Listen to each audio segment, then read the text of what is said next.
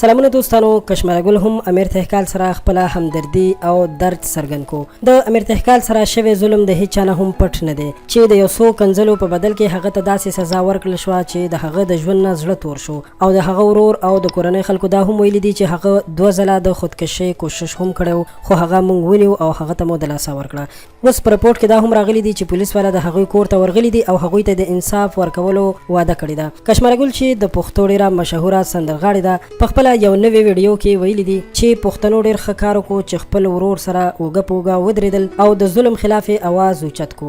ماته دغسې پښتانه ډیر زیات ګران دي او فخر پرې کوم چې هغوی خپل ورونو سره په داسې سختو حالاتو کې ودرېږي. هغه وایي چې زما نوې ویډیو یعنی ټپې او سندرې هم تیارې وي، خو ما له دې وجې نه شیر نه کړي چې پښتانه ډیر زیات غمجن دي او امیر سره چې کوم ظلم شوی دی نو هغه واقعا چې ډیر دردونکی دی.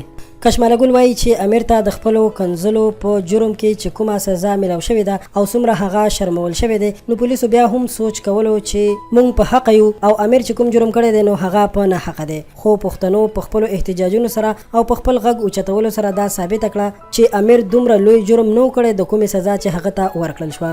کشماله ګل په دې غم کې ټولو پښتنو سره ځان شریک ګڼلی دی. دوستانو، واقعا چې دا ډیر زیات ظلم شوی دی او په هره محکمه کې چې داسې خلک پیدا شي نو هغه ځان سره ښه خلک هم شرموي، ځکه چې د پولیس محکمه کې به ټول دغسې خلک نه وي. پولیسو کې ډیر ښه خلک هم شته چې هغوی ټول عمر د عوامو خدمت کړی دی، خو یو څو دغسې بدنام خلک چې پکې را پیدا شي نو ټوله محکمه وشرموي او د ښو خلکو نوم هم ځان سره بدنام کړي. موږ امید لرو چې امیر تهکال ته زر تر زره انصاف ورکړل شي.